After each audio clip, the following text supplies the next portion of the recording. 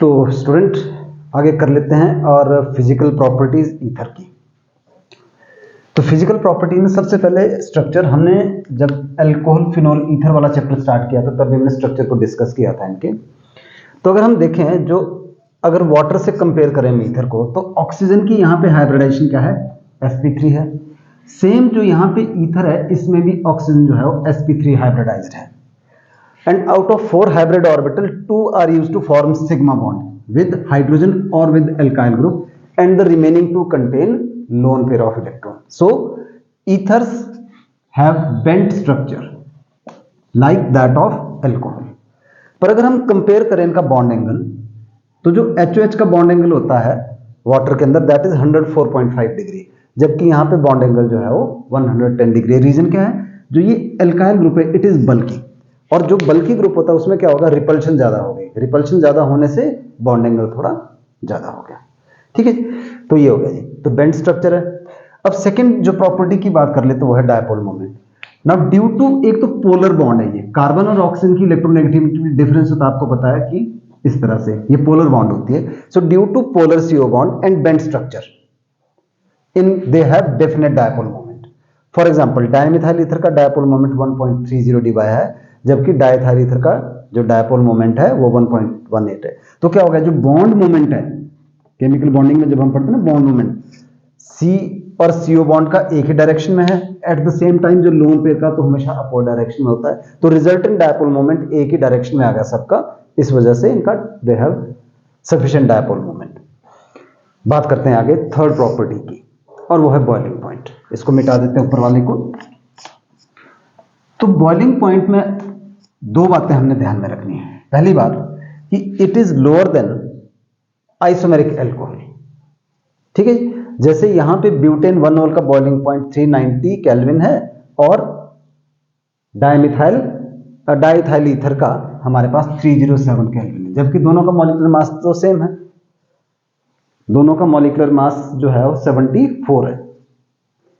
तो ऐसा क्यों है, क्योंकि जो एल्कोहल होता है C4H9, ऐसा लिख दिया जी मैंने, C4H9OH। एल्कोहल के अंदर क्या होती है, हाइड्रोजन बॉन्ड होती है, इस वजह से उनका जो बॉइलिंग पॉइंट है वो ज्यादा होता है as compare to isomeric ether. पहला पॉइंट तो बॉइलिंग पॉइंट में होगा। दूसरा, अगर हम देखें boiling point of alkane versus ether, मैंने यहाँ पे कुछ वैल्यूज लिखी हुई है, तो वैल्यूज तो हमारे को नहीं लर्न करनी है, हमारे को क्या होता है कॉन्सेप्ट क्लियर करना है। अगर हम देखें यहाँ पे कि डायमिथाइल ईथर और इथाइल मिथाइल ईथर की बात करें, तो अगर हम उनका बॉइलिंग पॉइंट देखें तो ईथर से, तो जो बॉइलिंग पॉइंट है इन ईथर्स का वो एल्केन से स्लाइटली ज्यादा है, थोड़ा सा ज्यादा है, क्योंकि जो ईथर के अंदर है वो क्या है, डायपोल वीक है of course, but there is, तो it is because of weak dipole interaction. जबकि इसके अंदर क्या होती है, इसके अंदर तो सिर्फ और सिर्फ वेंडरवॉल, जिसका वेंडरवॉल भी कौन सा, लंदन और डिस्पर्शन फोर्सेज ही होती है। तो अगर हम देखें डायमिथाइल ईथर वर्सेस प्रोपेन, तो बॉइलिंग पॉइंट ईथर का ज्यादा है because of dipole interaction. Similarly अगर हम देखें मिथॉक्सी इथेन वर्सेस ब्यूटेन, तो मिथॉक्सी इथेन वर्सेस ब्यूटेन में भी किसका ज्यादा है, ईथर का ज्यादा है, again because of dipole interaction. अगर हम ethoxy ethane versus n pentane देखें तो यहां पे भी कंपेयर ऑलमोस्ट सेम ही आ गया, दोनों इक्वल आ गए। पर उसके बाद की बात अगर हम करेंगे, ठीक है, तो यहां पे हमारे पास 1 ethoxy propane versus n hexane, इनका जो मॉलिक्यूलर मास से कंपेरेबल होता है, पर 3 कार्बन के बाद, मतलब जब इसमें ज्यादा हो जाएंगे हमारे पास, तो एल्केन का ज्यादा हो जाएगा। रीजन क्या है, मतलब अगर मेरे से पूछा जाए कि why boiling point of n hexane is greater than 1 ethoxy propane, तो रीजन ये है, या उसके बाद की बात करें, क्योंकि जो ऑक्सीजन एटम होने की वजह से जो ईथर्स हो जाते हैं, ethers are less symmetric than alkane. तो एल्केन तो सिमेट्रिकल होगा, तो इसका मतलब क्या हुआ 1 2 3 4 5 6, ये तो सिमेट्रिकल है, जबकि ऑक्सीजन आने की वजह से वो क्या हो गए, लेस सिमेट्री हो गए। तो यहां पे जो वेंडरवॉल फोर्स है वो ज्यादा हो जाएगी, van der Waal force will be greater in alkane. कब? अगर हम higher alkane versus higher ether की बात करते हैं। तो पहले दोनों में ईथर का ज्यादा होगा। अगर हम थर्ड इसमें कंपेरेबल मॉलिक्यूलर मास से कंपेयर करें एल्केन को, तो दोनों का सेम सेम ही है 307 309।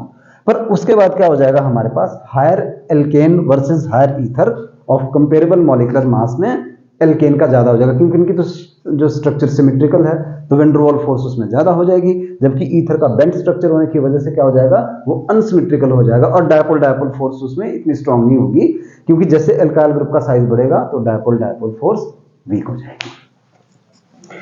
तो ये हो गया जी हमारे पास बॉइलिंग पॉइंट। और लास्ट बात करते हैं solubility.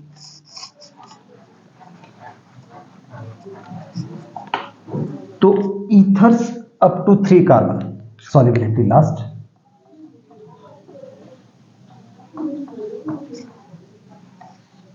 Ethers up to 3 carbon are soluble in water because they can form hydrogen bond with water.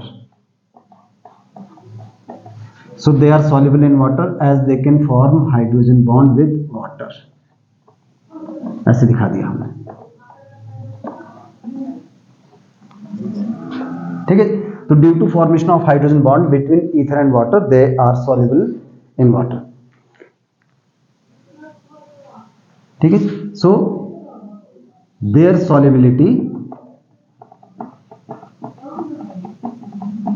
Is similar to that of alcohol. तो एल्कोहल की तरह ये भी वाटर के अंदर सॉल्युबल होते हैं। फॉर एग्जांपल अगर हम देखें ब्यूटेन 1-नोल वर्सेस इथॉक्सी इथेन, तो बोथ आर इक्वली सॉल्युबल।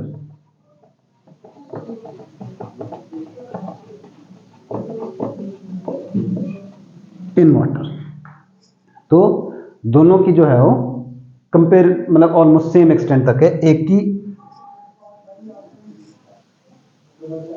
इसकी 7.5 है ग्राम पर ml और इसकी जो है वो 9.0 ग्राम पर ml है सॉल्युबिलिटी। तो ऑलमोस्ट सेम सेम ही क्लोज है। तो ये भी हाइड्रोजन बॉन्ड बनाते हैं। पर as the size of non polar alkyl group increases, tendency to form hydrogen bond decreases. That is why जो हायर ईथर्स होते हैं they are less soluble in water and more soluble in non polar यानी organic solvent, जैसे benzene हो गया, carbon tetrachloride हो गया, chloroform हो गया, उसमें वो ज्यादा डिसॉल्व होंगे। तो क्या बोला कि लोअर ईथर क्यों सॉल्युबल है, क्योंकि वो हाइड्रोजन बॉन्ड बना सकते हैं और उनकी solubility dimethyl ether diethyl ether की ऑलमोस्ट सेम सेम है एल्कोहल की जितनी। अप टू 3 कार्बन की बात कर रहे हैं, पर हायर वाले जो है वो लेस सॉल्युबल होते जाएंगे हमारे पास। So that's all for this class, और अगली क्लास में मिलते हैं हम, जिसमें हम करने वाले हैं chemical properties of ether. Thank you.